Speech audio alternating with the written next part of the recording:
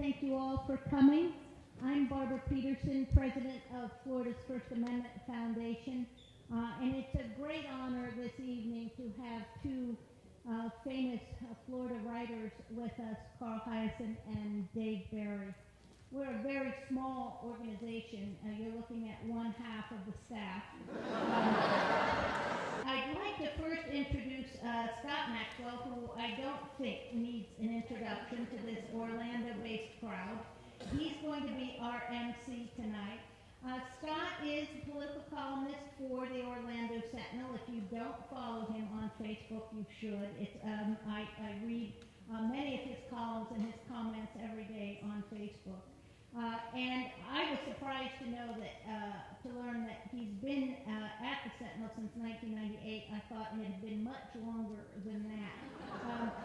Thank you for reading on Facebook, which means free, just like the rest of the world, which is why 75% of my coworkers have been laid off in the last 7. Thank you, Barbara. That makes a big difference.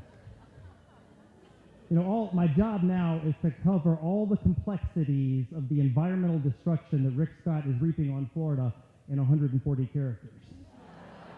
These are the guys that why people like me are in the business and stay in the business. And this is a true story. When I first came here, going on 20 years ago, one of my first editors said, if you are going to cover politics in Florida, one of the first books you need to read is Tourist Season.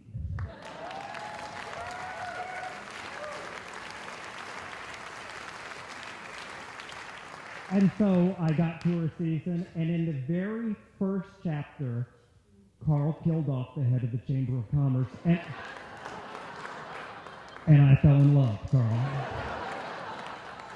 Because I have to tell you, if any of you have covered Florida for any length of time, you know that the truest of evil does not happen in cults. It does not happen up in Stark or Psychopaths. It happens at local chambers of commerce. So thank you. Thank you for setting me on the straight and narrow. I also did one of my favorite things. If you haven't read his books, you certainly should. Tricky Business. I think he killed, 6 television reporters in a row? That was something special. I appreciated that. So they are going to talk about a lot of things, including a lot of what makes Florida wacky. And one of the things I happened, because I looked through past your columns as well as mine, one thing that all three of us have written before, and I think we sort of take offense to, is when the rest of America starts laughing at all of the ridiculous things that happen in Florida, one of the cases I want to make is, that's not us.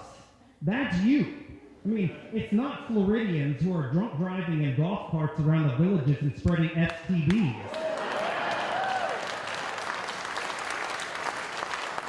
Those people weren't born here. They're people from Massachusetts, Indiana, and New Jersey. So you can laugh all you want, but we know who you people are. We're going to talk a little bit about that, but the other thing I want to let you all know, because Barbara sort of glossed over it, is why you're here today on a serious note. I know you're here to see Carl and Dave, and that is noble, but this cause is too. The First Amendment Foundation represents everything that is right about journalism. And in case you don't know, this state used to be at the forefront of keeping open records, and this legislature and nearly numerous governors have tried to repeal the information that you all have access to every year, dozens and dozens of bills. And so they are up there fighting that. They're trying to make sure you get the information. And I told Barbara, I want to just, one last thing before we mention, she was quoted in a story recently that by Politico was trying to get some information from the Public Service Commission. And if you don't know anything about the Public Service Commission, it's allegedly to regulate utilities. What it actually is a training ground for people to kiss ass with utility companies they want to work for in a few years. So Politico was trying to get some information, and they came up with some baloney reason. Well, Barbara researched all of the statutes and came up with this very complex legal counter to their argument that the public wasn't entitled to the information. It was that the PSC's position was, quote, a bunch of crap. That was Barbara's line in newspapers all over the state. And I gotta tell you, I can call something a bunch of crap, so can Carl and Dave, but none of us have law degrees or legal staffs, and that's what you all are helping support, people like Barbara to fight to keep information in the hands of the public and the people who pay for the government. So, without further ado, I'm going to introduce you to the guys who brought you, attracted you all tonight. I'm going to give a very brief introduction, so I know most of you know them. Carl Hiaasen was born and raised in Florida, where he still lives with his family. He joined the Herald at age 23 and has written there ever since. His first solo novel, as I mentioned, is still my favorite, Tourist Season, which GQ called, quote, one of the 10 best destination reads of all time. I agree. He has continued writing ever since, with several books turned into movies, and creator of one of the best characters in all of Florida literature. There you go, Stan.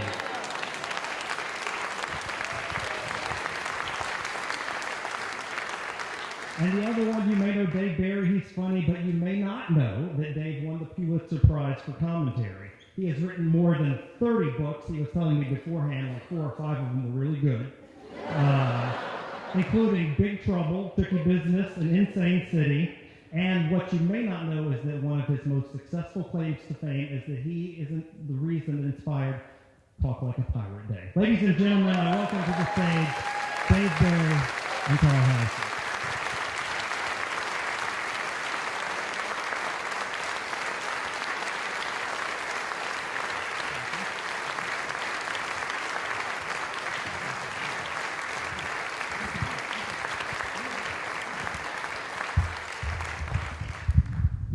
You like dentist chairs.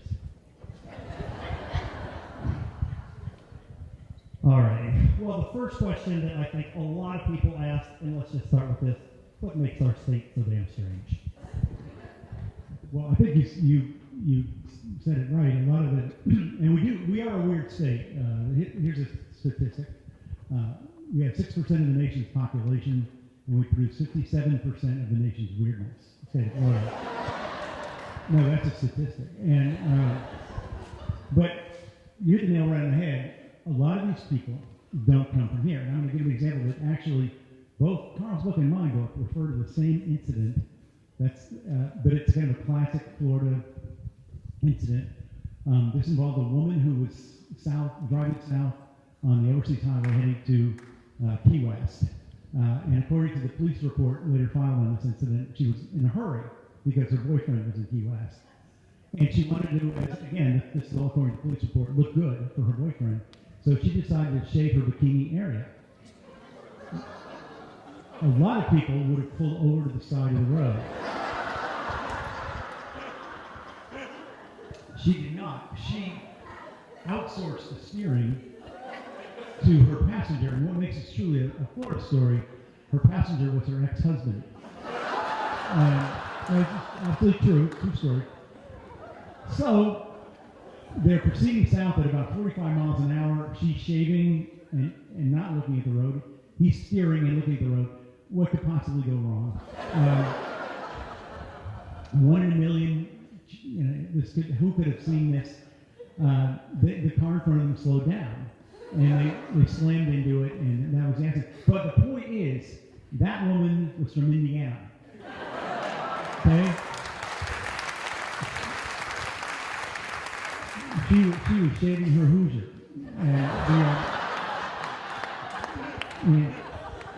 It turns out with that word,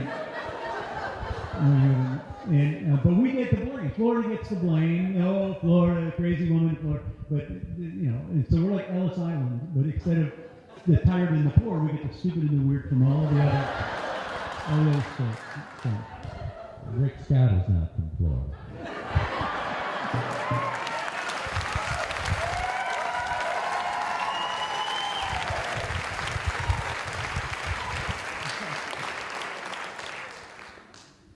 You have said before that it gets harder and harder, Carl, to write fiction in this state because reality trumps. I think Dave and I both have the same trouble. Is how do you stay ahead of it, and how do you? The whole point of satire is to take a premise and crank it up to the point where it's still funny, but it's something you've invented and you think this is the sickest thing ever, and then it's in the headline in the Miami Herald the next day. And that's the most discouraging thing about writing novels here is you cannot. I've made up things that have come true, and it's horrifying. I think this election is a good example of that. Really, Trump is really a character out of a bonfire of the vanities extreme. And no one would have thought or dreamed that it was possible. And even Wolfe wouldn't have written a character ever like this into his novels of New York, and yet here we are. So I don't think it's just endemic to Florida. Dave and I sort of live off the weirdness, and when you can't get ahead of it, when you can't write something weirder from your imagination, you know you're living in a bad world. I think one of your favorite stories that maybe you can share involved a community watch meeting, and is that yours? That's nice, but it's a good example of how if you were to write a book and put this scene in it, everybody would say that's too ridiculous. But this was in Homestead, Florida, and the chief of police at the time was a guy named Kurt Ivey, and he was asked to speak at the inaugural meeting of the Citizens Crime Watch meeting. It was forming in a nice neighborhood in Homestead, and it was a nice night, so they held the meeting outdoors. And Kurt, as the chief of police, is explaining how the Citizens Crime Watch works, and it went pretty well right up until he was almost hit on the head by a 75-pound bale of cocaine falling from the sky. That really happened. It was a smuggler's plane coming from the Bahamas, and a U.S. Customs Service jet was forcing it down. So the smugglers flung out all these bales of cocaine before they were forced down in Naples. And they flung about 20 of them out and set up a treasure hunt in the Everglades the next day. But the point is, the chief of police in a Citizens Crime Watch meeting was almost killed by falling cocaine. And if you wrote that scene in the book, your editor would reject it and tell you to come up with something more believable. Carl, you've had some of the same things with snakes. I believe that's one of your interests. Well, I used to own some snakes, yeah. Are you the one responsible for what's happening in the Everglades? No, I never had any pythons, but I'm waiting for that story, the unspeakable story. And I thought, they're going to grab somebody. It's about 16, 18-foot python, which I've had some experience handling, and it's only a matter of time. The question is who. And my secret fantasy a couple years ago, when Michelle Bachmann was running for president, just let me say, all the candidates who come to Florida go to the Everglades for this obligatory photo op, standing on the Nanhanga Trail about how much they care for the Everglades and for the resources of Florida. And there's a little spot they all go out and they stand, and Jeff used to do it there, and there's like a Chamber of Commerce alligator that pops up and photo bombs and everything. But my thought was, she's not very big. She's really not. Bachmann is not that big, and she's like a little gumdrop to a big python. And I just had this fleeting image of, poetry in motion, and but it's going to happen. It won't be her. She's out of the race, but somebody's going to do it. The great thing about the arena now, I think. The fantastic thing about the python problem is the official state of Florida response to it, which is the Python Challenge. Tell me another state that would do this. Well, first of all, they're there because it's Florida. Like people, these are not native. These are Burmese. They should be in Burma, right? That's why they're called. But who would have them as a pet in the first place? And then at some point they ran out of crack, and they go, whoa. They let them go, and then they're reproducing like crazy. But the Python Challenge, which is an official state of Florida sanctioned thing, we invite people, and I think we're still doing it every year, from all over the world to come and kill our pythons. But they have to, first of all, they have to take an internet course.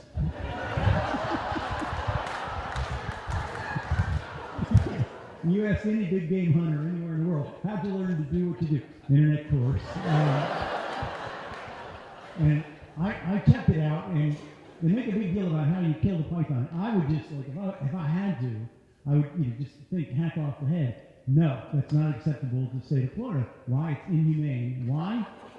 Even when you cut off the head, the brain keeps thinking. They don't tell you what it's thinking. Holy shit. But really, the best thing about the Python Challenge is, I can't give the statistics for the last one, but for the first one, The estimates were there in the hundreds of thousands of pythons out there. And the first one was a month long. They killed, I believe, the total was 63 pythons.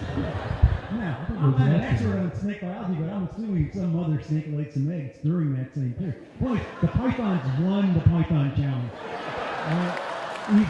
Easily.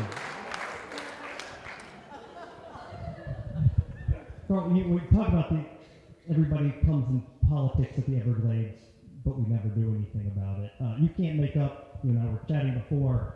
I wrote something a few weeks ago about something just sounds scary as shit, a radioactive sinkhole.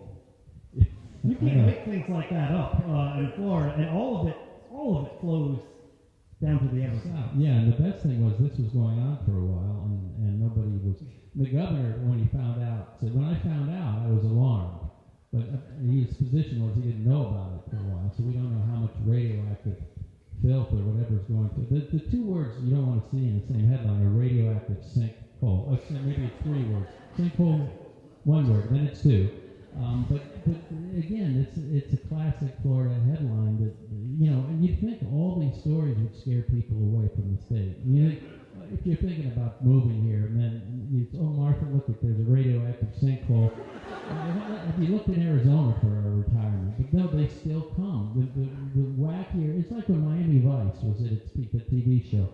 The Chamber of Commerce in Dade County was upset that because there were like 27 homicides in an episode, and it made Miami look bloody and lawless and everything. And tourism did nothing but go up while that show was on. Best thing that ever happened to Miami. Yeah, it really. People were attracted by the danger, by the weirdness, by everything. So, I spent a lifetime trying to scare people out of this state, and I failed miserably. I still can't. I get letters from people all the time saying, I'm sorry, but we're moving to Florida anyway. And I always say to them, well, if you're aware enough to be sorry that you're moving here, you're the kind of person we want. We need the other kind of people to leave. I just want to say that Miami-based, I live in Miami, and Miami Vice days are over. We have a new attitude down there, new tourism promotion slogan. Come back to Miami, we weren't shooting at you. So what do you think it's going to take for people to actually care about the environment? I wondered, you're familiar with what happened over on the East Coast. We had giant green blobs. Yeah, that's where I live. Yeah. Well, that gets their attention. It put people out of business in the Stewart and Martin County area and the St. Lucie estuary. And all of a sudden, Marco showed up. Suddenly a light bulb went off when he made one of his rare appearances and decided. But it's interesting. Scott's been there a bunch of times. He will not be photographed or go anywhere. When the slime is out, he won't go anywhere near it. He doesn't want to be photographed with it. But he'll hold one of his round table meetings. He's famous. He's never a round table, but it's a table, and he calls it a round table. And he'll talk to people, and they'll get on his jet with the unregistered numbers, his private jet, so we don't know where he is most of the time, and then he'll leave. What it takes is people, for instance, turning on their faucet and having crap come out in Flint, Michigan. Then everybody starts paying attention. Sadly, it has to get to that point where it starts costing businesses and enterprise money, and then you usually get political leaders interested. All of a sudden, the Everglades is important when it affects. If the water's bad, you can't build new subdivisions. You can't have growth because nobody wants to come to a place where the water's bad. Then everyone starts talking about the Everglades and like they're doing on the East Coast now with the spills out of Lake Okeechobee into the Caloosahatchee and all that. It's awful, but it takes a crisis, huge crisis before. The Everglades has not been, not the Everglades, the environment in general hasn't even been on the radar in this presidential election. Of course, what of any logic or consequence has been, but you don't hear anything about it, and it's one of the back burner issues, even though it affects the economy of this country in a huge, major way.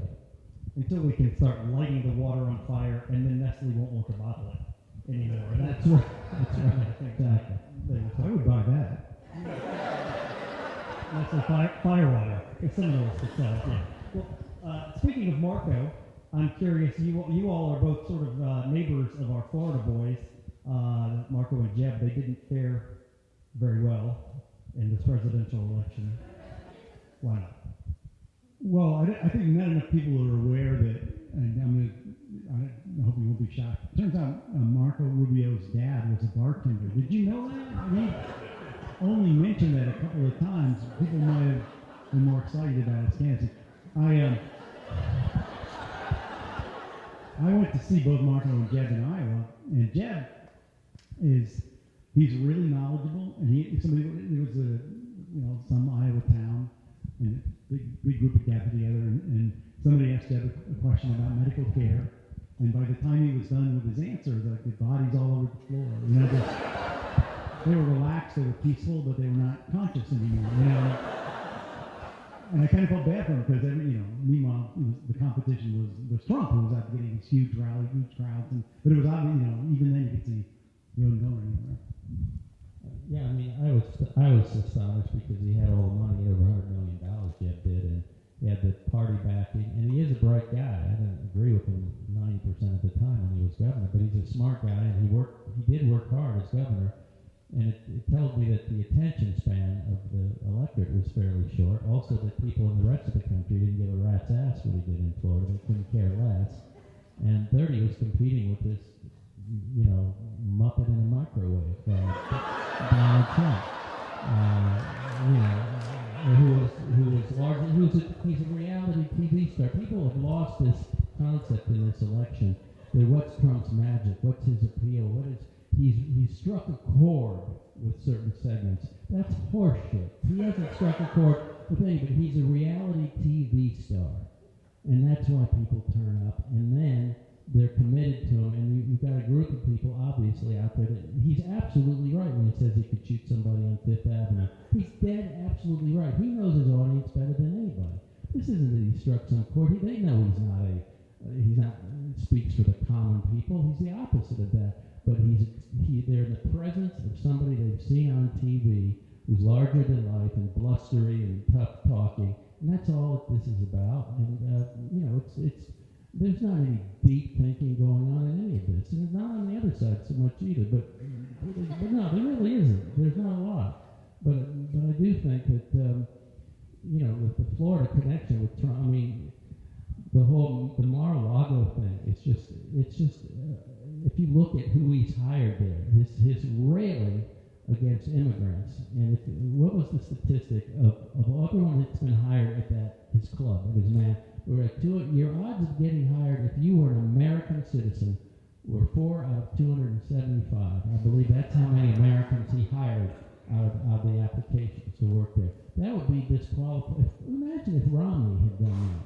There's so many things that you can look at that say, well, you'd be out of the race. Numbers just go up until recently. Apparently there is a line you can't cross.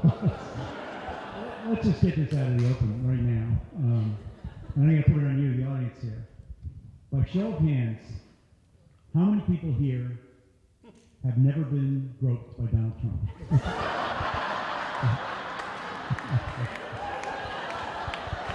Say it's about a third of the people here. My wife's hand stayed down now.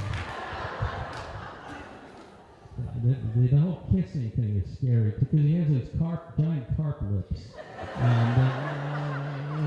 Those accounts are harrowing.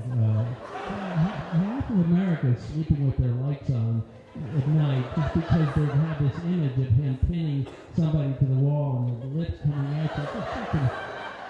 Again, can you imagine any other candidate that would even still be in the race at this point? But Dave and I were talking about this. The best conversation in America, or the most interesting, is happening every night on Fifth Avenue up in the penthouse when Donald flies in from his campaign. He comes home at night, to sleep in his own bed. That's true. And he and Melania have a conversation about the days going. I mean, I have to think that that's a remarkable conversation. Don't you?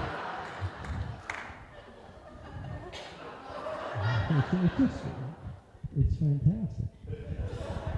Dave, do you have any thoughts on the rise of Trump?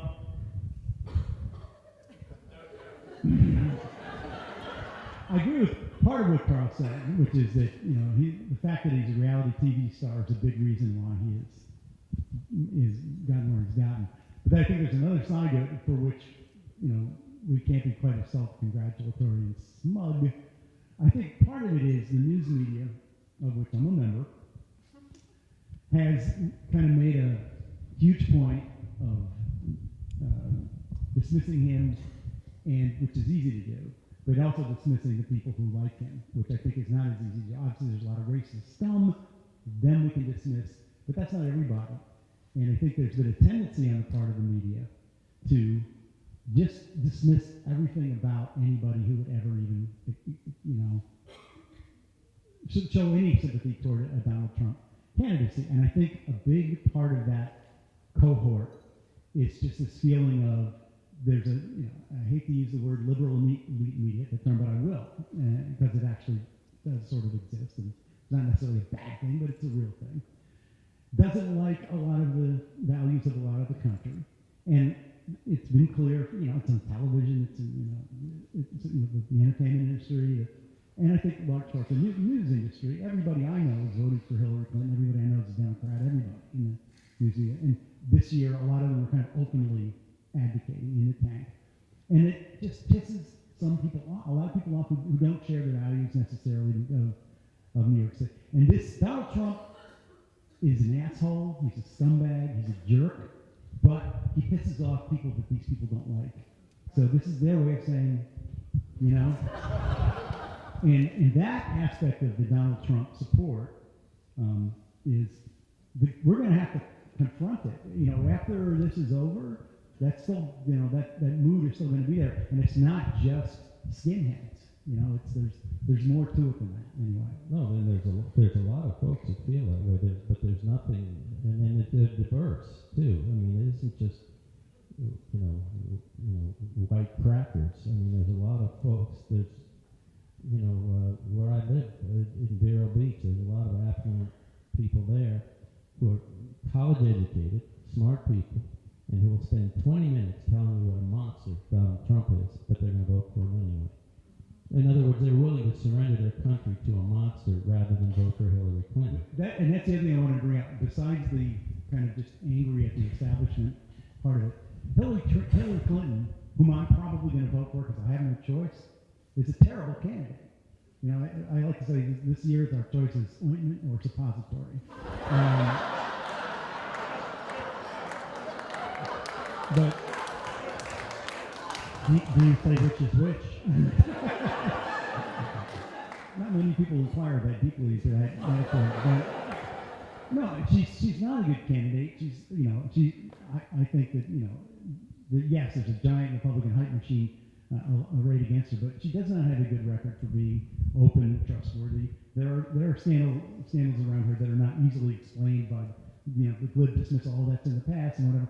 And that is another reason why Trump is despite everything, some people who are, I think, probably at least borderline sane are still going to vote for Trump. I have a very good friend of Marine. We have older couple who are dinner partners. They're going to vote for Trump. This is the first, I think I mentioned this to you, Carl. It's the first election I've ever covered where I am not ready to breathe a sigh of relief on November 9th. I don't think the healing... No, he's not going to go quietly, and I think he'll stir up the wrong kinds of people. I think there's going to be a lot of people that you mentioned that are just angry and pissed off, but they're always angry and pissed off at the media. They were angry when Bush won. Even though they were, they thought there was a conspiracy arrayed against George W. Bush when he won in Florida by 537 votes, and they were still angry even though their guy won. So that's going to exist, but I'm thinking what's scary is the people on the fringes who I've seen firsthand, and you see at these rallies, and a lot of us in this room are old enough to remember George Wallace's campaign rallies in 1968, where you see these faces of hate. And those are the people who are just pissed off at the establishment, liberal media. They're going to just grumble and they say, okay, well, the election's over. There's a group of people out there that are really going to believe this crap that the election's rigged and that the media and Hillary Clinton are aligned against Donald Trump. And that all these allegations and these statements that came out of his own mouth that he's admitted to making are all part of some conspiracy against him. And the only conspiracy is letting him talk as much as he wants to. That's been the strategy of every media outlet. I've never seen a candidate who's got more free time. We were talking about CNN. Yeah, CNN is all the time.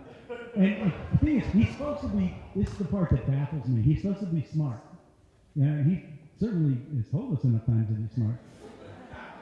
Have you ever seen a dumber 2 weeks of campaigning? I mean, where you basically have a trap set for you, which is don't talk about the issues, because you do okay when you talk about the issues.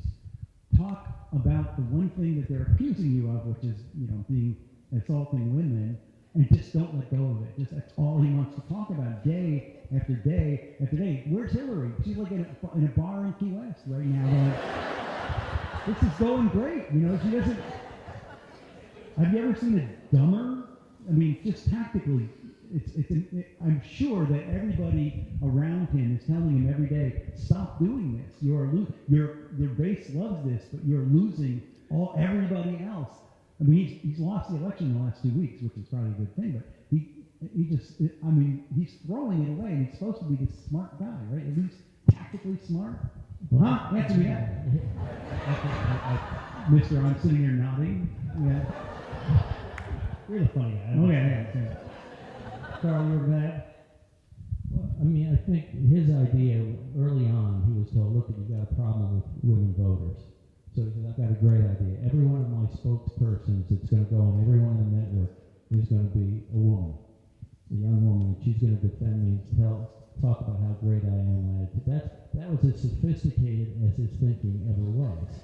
And so then this stuff comes up with the Billy Bush tape comes out, and instead of just apologizing and moving on, he starts attacking not just the women for saying so, but the way they look on top of it. That's a really suave Oh, way. yeah. Very Her, she's ugly. Yeah, that would be my first choice. We believe you have Donald. But I mean, like you said, you couldn't have scripted a more disastrous response and then heighten it every single day with more stuff. He's off the leash. I mean, there have been many stories written about how the people around him have been begging him not to do this anymore. Don't do this. Move on. Get back to the issues. He can't do it. He's undisciplined. He's intellectually lazy. He can't talk about foreign policy. If you put a geography map up of the Mideast, you'd have an 8th grader be able to identify more countries than Donald Trump. True. No, he knows all the ones where he has golf courses. Yeah, that's right. He knows, well, the banks have supported him too. I mean, but even that would be at least fake your way through that. But don't keep bringing up these hot button subjects and just reminding people what a pig you are at every given opportunity. But let's look ahead. I mean, okay, this race is already farther down the toilet than any presidential race in my lifetime. This is the most degraded course, ridiculous, non-issue oriented presidential campaign any of us has ever seen. When Billy Bush is the most probing interviewer we have. Miss Venezuela, or did the armrests go up in first class in 1970s planes? And all the issues we've been debating. Only October is my point. And usually something big happens in the next few weeks. And it could involve Trump, and it could involve Clinton, and it could involve both of them.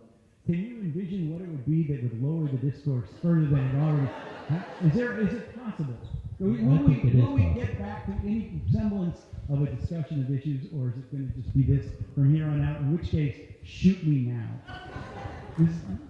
I think the feeling, both of us, Dave and I, just got done with the book tour. We're all over the country and talking to people. When I was in Canada, Canadians think we're absolutely freaking nuts. They can't even. I told them, if you got Canadian real estate, you're in good shape, because if this guy wins, your property values are going up, baby. But all around the country, what you had, it didn't matter, Democrats or Republicans, it was a general fatigue, a total fatigue and just a nauseated feeling that it couldn't get much worse. And this was a month ago, and who would have dreamed it plateaued a month ago and was heading down? But I think it doesn't matter what your party affiliation is. It's been such a disgusting and repulsive and just soul-sapping going back to the primaries that it really, everyone just wants it to be the day after. One way or another, everybody I talk just wanted it to be over. I'm watching. I want it to be 1968 again or something. Yeah. I'm watching more bad television now. If I see either of the commercials, Hillary's or Trump's, I'm watching more ESPN2 than I've ever watched, and I don't even know what curling is. But I'll watch these knuckleheads anymore. But don't you think some of this is a product of the process we use? I mean, the first debate was in August, not of this year, but of 2015. And then you talk about Iowa.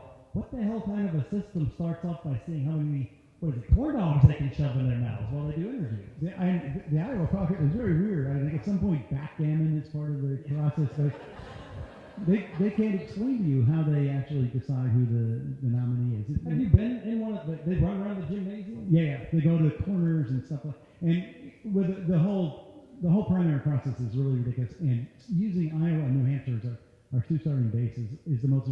You go to Iowa. I was there in January, and you hear Chris Christie talking about ethanol, alcohol made from corn, or whatever, as if he gives a shit,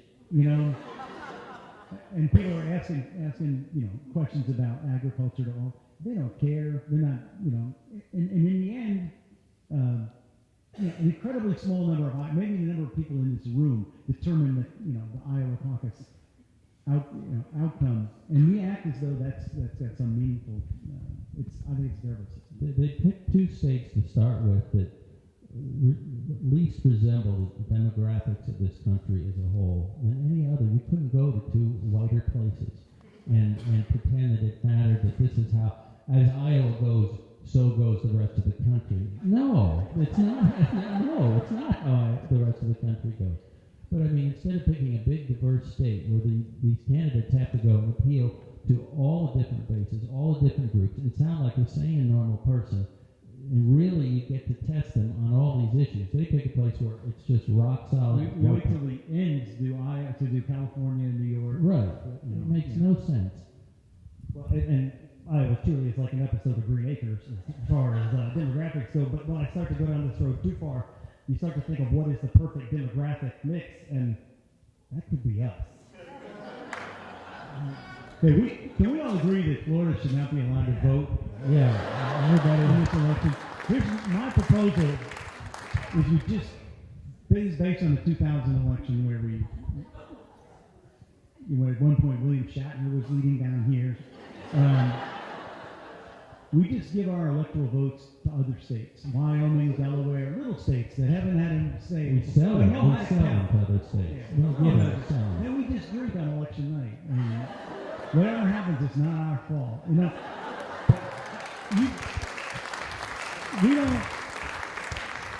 We don't want what happened in 2000 to happen this year. We don't want it to be, late at night and it's us that's going to decide who the next president. We don't want that.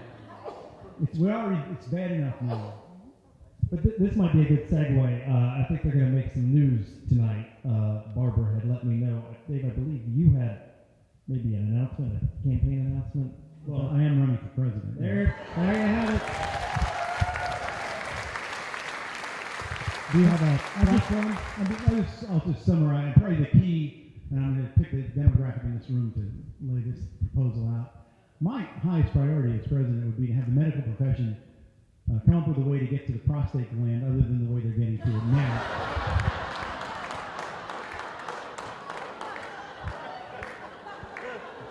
When it would be a procedure with a doctor would stand like 85 yards away and go, "Looks good from here, Dave." Because we don't like that. Every guy knows what I'm talking about. That moment when you're back, you have your pants down, and the doctor's behind you, and it's always the last thing they do. The doctor hates it, you hate it. Basically, they say at the end, hoping that there will be a nuclear war. Then the bad news is nuclear war. Good news, I don't have to get a prostate exam right now. But my doctor in Miami, his name is Kurt Hamburger, great doctor. But the first time I ever had an exam with him, and we get to that moment, and I'm turned around, I'm all tense. And what he said to relax me was, and he really did say this, Dave, when you should feel really nervous is when you feel both my hands on your shoulders.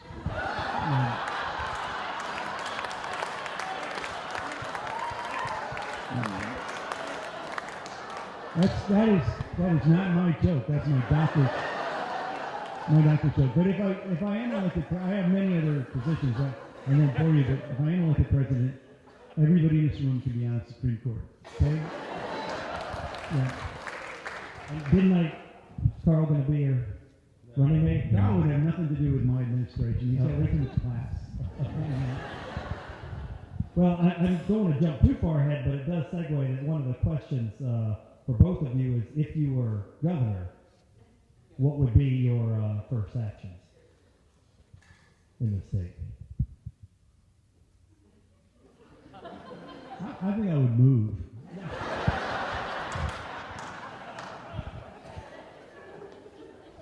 If we elect you, we get rid of you? I think the first thing I would do is I would propose that they move the capital to a real place. Wait. That's too easy. What is a real place in Florida?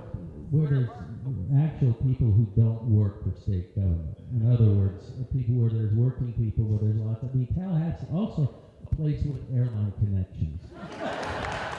So that actual citizens can actually go see their government. How about Chicago? One of the things I wrote about, we have state government. We have one of the reasons people move here is that we have very low, we have no state income tax, and so our taxes are low, and we get for that what kind of government? Shitty government. But so does California, and they pay really high taxes. And so does New York, and they pay really high. So does New Jersey. So but a big selling point for the state is we give you the same shitty government for way less money than any other state. That's for Enterprise Florida. It's a whole selling point. We're not saying it's good. We're just saying it's cheap. We're like the thrifty rental car of states. Governor Scott was very excited when we passed New York in population. He was levitating. He was tumescent at the idea that we now have the third most populous state, and yet he wants you to move here, but he does not want you to vote.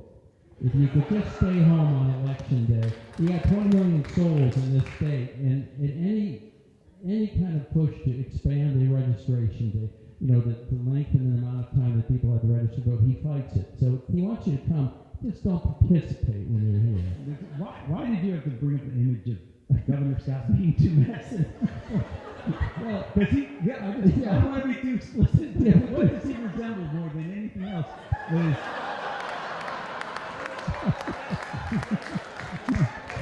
know what I'm saying? He does. God. Well, this is horrible. Oh, man. But during the hurricane, he did put on his little Navy cap for a while. Did you see that? Every time. He had his little Navy cap, and as he was bouncing from one, and my best line from the hurricane was where he said, "This will kill you. This will kill you." Everyone's sitting home, do I evacuate? This one will kill you. And then there was almost a palpable sense of disappointment. I think a couple people died of heart attacks, which people die every day of heart attacks, car accidents, whatever. But there was not the mass casualties that he seemed to be girding for. And but it was I'm just curious. Did people hear GERD in Orlando when Miami was like, and we all kind of knew in our hearts it really was not going to hit us. It really never were. But it finally comes after 5 straight days of watching it. I got to go to Publix and buy batteries. And you come home with like 9-volt batteries. And you don't have anything that uses 9-volt batteries, but that's all they had. So you get. If you guys do that, we do that in Miami. We can't stop ourselves. We'll buy plywood. What the hell are you going to do with the plywood? Leaning up against your house? I don't know what to do. If you take it into the bathroom and you put it between you and the mattress. Bleach. Do people buy bleach still? Like, what do you do with the bleach? You put it, right. Why do you need bleach? Suddenly your clothes need to be whiter because of we don't want to be caught in a hurricane with dingy clothing. It's not, hurricanes are not inherently funny, but it was. Yes, they are. Well, they don't hit us. When the apocalyptic tone was interesting, and the Weather Channel was the worst, but they were worse than Scott. It was unbelievable watching the Weather Channel. These guys were weeping in sorrow that it didn't hit Florida. I mean, Jim Cantori, I thought he would need counseling after he went to Fort Pierce, and the maximum wind was like 68 miles an hour. And he was like, his shoulders were slumped. I felt the poor guy was just taking off and just taking out the ball. The guy on the beach is going, well, we had a gust a few minutes ago, Bob. It's behind him, like there's people walking around with their kids, you know. I was watching one of them. There was a guy standing in Palm Beach or West Palm, and I swear to God, he was doing Marcel Marceau. He was leaning into a fake end because in 2 seconds, a couple pushing a stroller walks behind him, and the baby's like looking out from the stroller. And it's like, dude, perfect. When a palm frond falls down, they go, Bill, can we get a close up on the road? I was up in the tree a minute ago. Look, it's down on the ground now. Could have hit somebody. These things weigh several pounds. This is true. They sent a crew. An alarm went off at a liquor store in Daytona Beach because the sign blew down and the alarms. And they had like 3 camera crews at the liquor store because the burglar alarm had gone off in the wind, and they were standing in the parking lot. And there was nothing to show except you hear the alarm going in the back, which meant there was still power. So what the hell kind of hurricane was that? That's one thing, though. I've proposed this for years. I don't know, we lose our power pretty often in South Florida. And it might, I would say it's a bad thing, but the worst thing is not when your power goes out. The worst thing is when your neighbor's power comes back on and yours doesn't. And so I think we have FPNL, I don't know what you have up here, but they should have a thing where you call FPL, and if they don't get your power back in a day, they will come and take your neighbor's power and turn it back off. That's going to make you very popular as part of your platform. Have you ever noticed also when Governor, he gets very excited when he gets the slap on his Navy hat? You can kind of see his staff stop smiling. You know, he's announcing it's now a Category 5. Because, you know, he's going to get up there. The other thing is he kept saying, think about this, think about this, think about this, and he would cite some gruesome statistic, think about that. And you're going, and it was just like a robotic thing, and it's transfixing, really, in a way to watch him, because there is just that thing in his eye, and I know he was trying, and I know this was a big moment, a big onstage moment. Jeb did very well during the hurricanes, and he was sort of a role model for a lot of governors. He was everywhere during the hurricanes, and so Scott was trying. It was good that he was out there, but I can't say there was a moment where I felt reassured listening to him as a citizen of Florida. This will kill you. Holy fuck. All right, now one of you are not the only 2 columnists in here. We have another former Sentinel columnist here, Bob Morris. Bob Morris!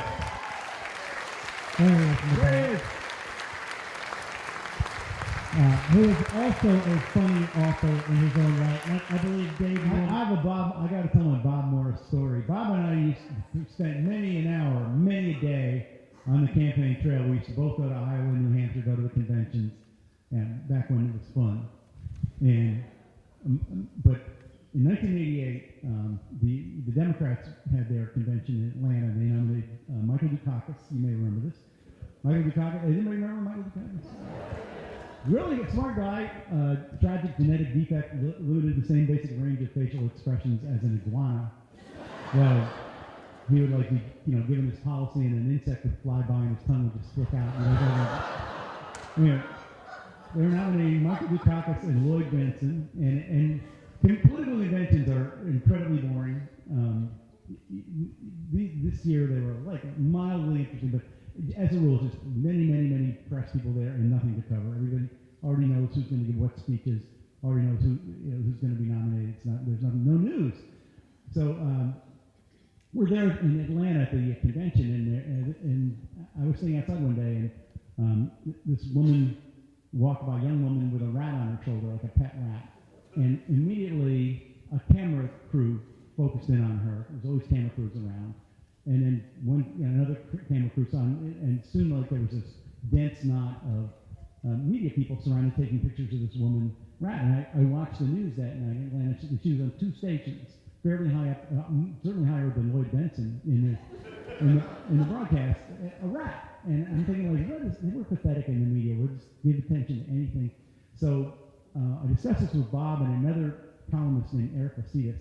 We came up with an idea, and the next day, we went out in front of the convention hall in the designated protest area, and we put boxes on our heads.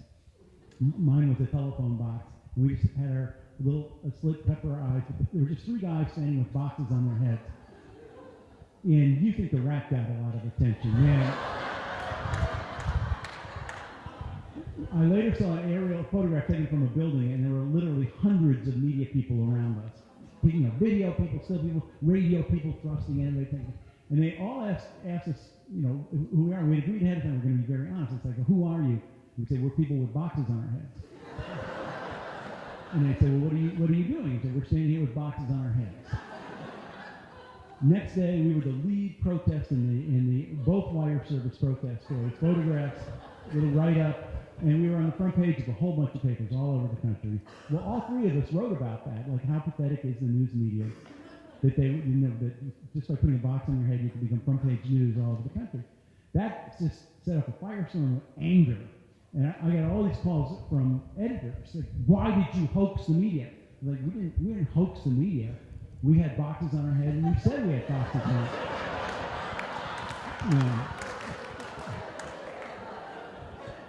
So anyway, that was Bob. Those were the days when it was fun to be a journalist. Yeah.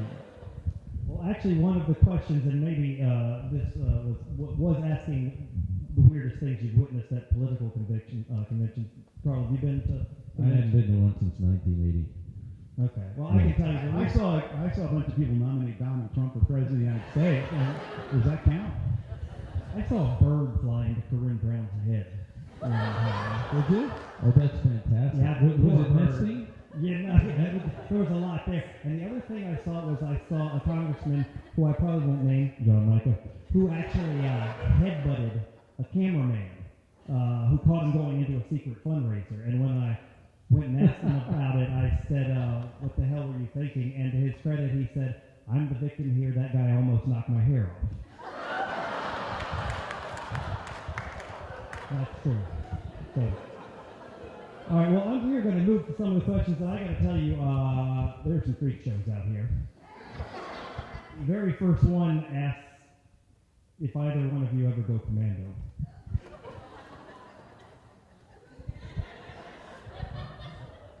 It's hard when you're wearing Depends. My doctor's not as fun as Dave. You still get charged for that visit, by the way. No. All right, Carl, which Florida governor, I think I know the answer to this question, most reminds you of Steve? Wait a minute. Well, go ahead. You know, I have to say that a couple of them have told people that character Stink was modeled on them, including the late Claude Kirk. He would tell people, yeah, I mean, and that shows a certain... But wait, I always thought it was Lawton Childs. Is that not true? No. That character was modeled on no governor whatsoever, although Lawton... Are you saying this on legal advice, or are you just... No, I'm telling you. They're all dead. No, he's a character. I wish there was a governor I had modeled that character, but there is not. So that's a true answer. But Lawton was one of the ones that would the Inquirer was told that there was, you know. I mean, it's strange in a way that they would even want to be associated with that character. I mean, he lives in the woods and eats roadkill, and it makes you wonder. I mean, Claude you can almost see, especially in the later years. But he would say anything. And Claude was great because he insisted on being called governor 25, 30 years after he was governor for 5 minutes. But he insisted on being called governor. But I mean, him I could guess, but the rest of them, no such link. Right, well, there's another one directed for Carl, and that is any thoughts on Warren Zevon getting into the Rock and Roll Hall of Fame someday? Well, maybe you can explain. Well, Warren Zevon, a great rock and roller, was a dear friend of mine and also Dave's, and I would like nothing than to see him. He was a character. I got him to play with Dave's band, the Rock Bottom Remainders, and Warren fell in love with the band. And his Warren played with us for like 5 years. and one of the highlights of Warren's whole deal, and he told me, was having Stephen King do Werewolves of London. Yep. I would. He belongs in the Hall of Fame. I mean, the rockers who are fans of his, Dylan, Springsteen, Tom Petty, obviously Linda Ronstadt, but he had so many. All the Eagles, all these people admired Warren, and they would have voted for him, I think. I have to tell my Carl Hiaasen in the band story. Carl loves music, but he sucks at it. And it's weird because Carl's very talented, and yet the one thing he really wants to do he can't do. And I'm in a band of authors called the Rock Bottom Rangers, and we do suck too, but not as bad as Carl sucks. But we always invite Carl to play with us, and so Carl took it quite seriously. Carl called me up and he wanted to buy a guitar, so we went to a guitar store. Sam Ashes, remember? And I said, I explained like hollow body, solid body. Said, what kind of, went through all the kinds of guitars and actions, and what kind of guitar do you think you want, Carl? And Carl said, I want a red one.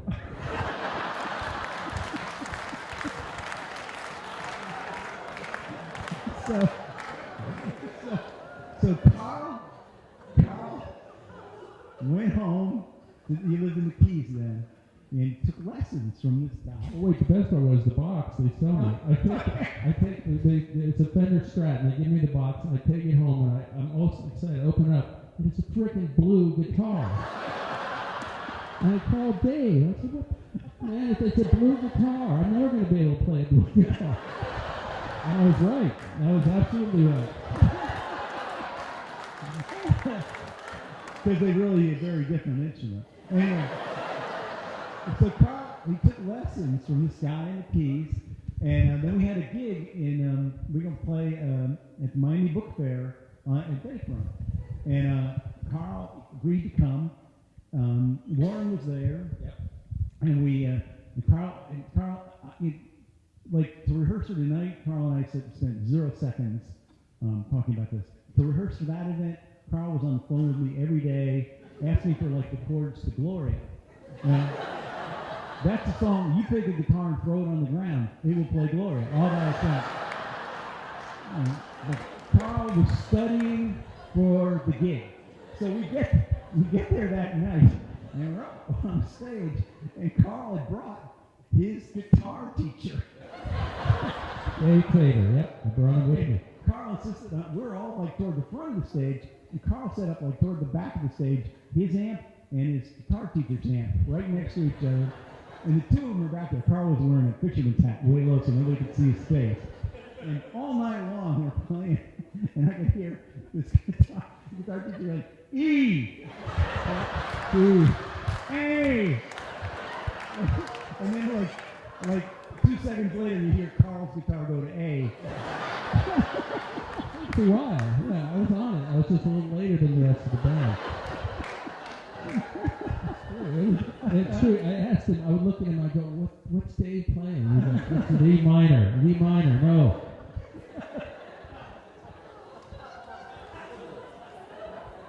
Absolutely true story.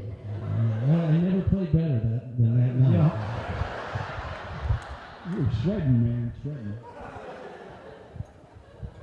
All right, next one we could probably go for the rest of our time together, which is, aside from the Florida man in bed with 2 alligators, and maybe you can share that, what are your favorite crazy Florida stories? Why don't you tell about the man with the alligator, since that was you?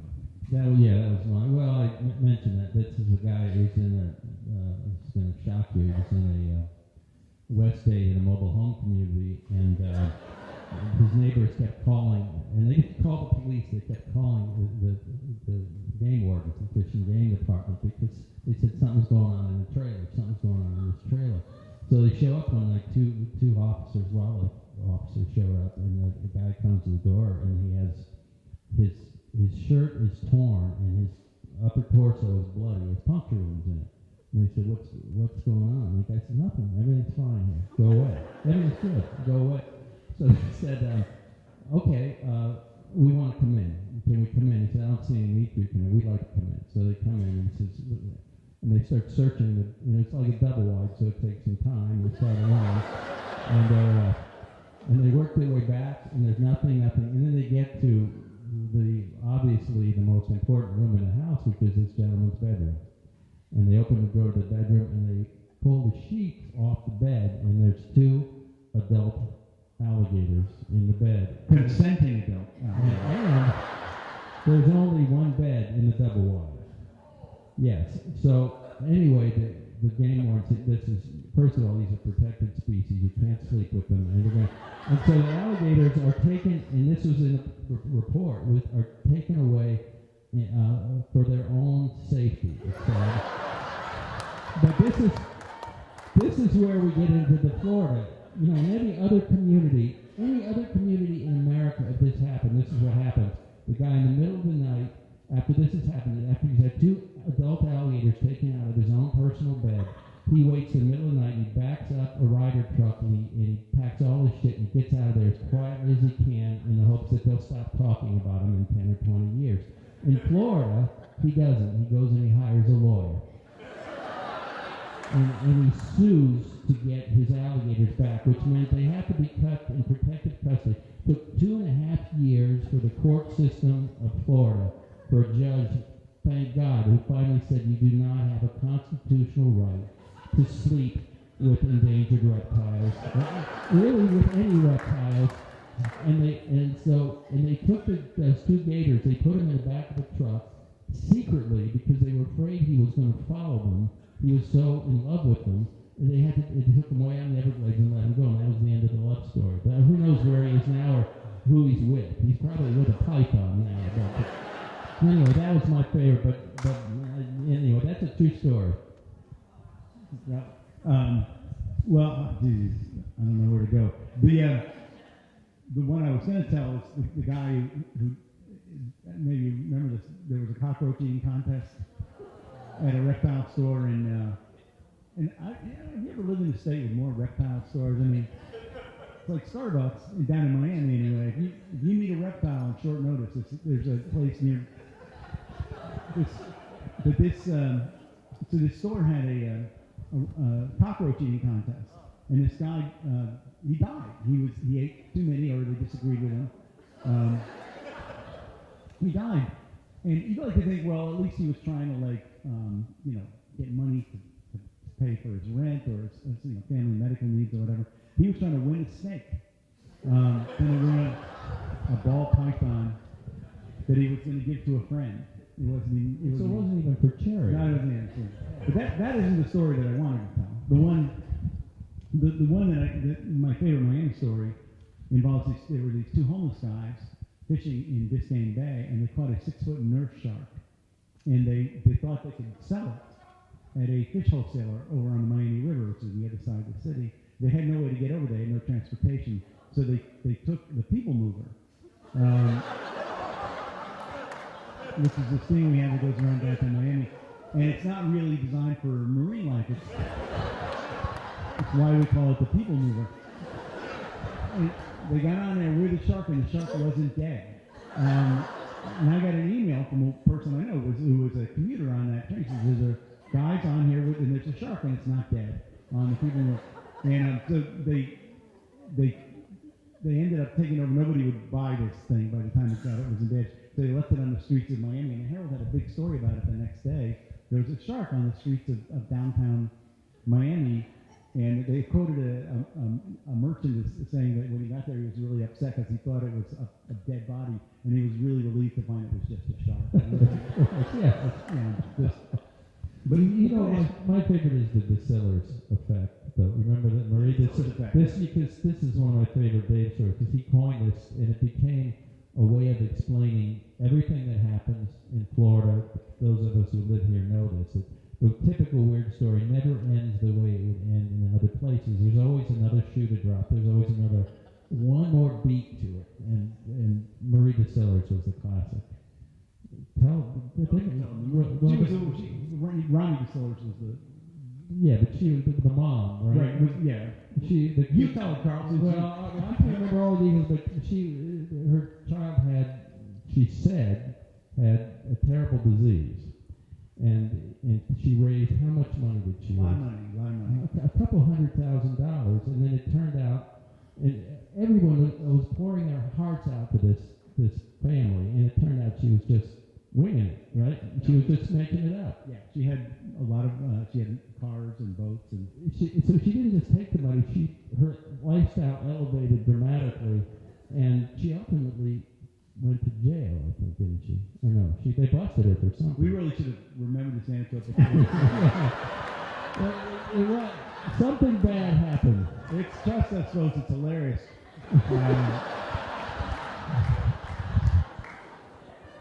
Next year we'll have it nailed down. You know, but, it's Barbara. I was just going to say we have time for one more question. You can pick which one you want. And then we have books for sale, and Dave and Carl will sign them for you. So you buy your books over here, and then they'll be signing over there. But one more question, Scott, and you can ask. All right. Well, I'll make it one that's a variation of one's here, and that I wanted to ask you because I know it's important to you, Carl and Dave. Tell us a little about the future of newspapers and news organizations. Oh, real upbeat ending to the night. We'll be handing out razor blades with the. I think that the future is here. It's in 144 characters or less. I mean, I'm not optimistic. I don't know if Dave's any more optimistic than I am. Thanks for that, guys. Well, I mean, we're waiting for that magical business model that's going to make an internet presence for all the newspapers we love. It means they're going to survive and start making money again. And I don't know that it's going to happen in my lifetime. It's a tragic thing. I'm sick about it. Not for all the friends of mine and the friends of Dave's and the people we know and respect who've been laid off and watching these great papers shrink and shrivel up. That's one element of the sadness. The other is what it means for the democracy. The whole process of democracy, where it relies on an informed electorate and people that are getting information about what's happening in the municipalities and their zoning board. All the things that used to get covered by reporters, I don't have to tell you, aren't getting covered anymore. And the best line is, and the truest line is, that if you're a crook, now is the best time to get into politics, because hardly anybody is there to watch you anymore. This is the time to get in and steal blind, because we don't have the boots on the ground, and I don't see that changing anytime soon. No, I agree with that. Well, that is why we are so appreciative of you all being here tonight and supporting the First Amendment Foundation. Ladies and gentlemen, Dave Berry and Carl Hiaasen, thank you.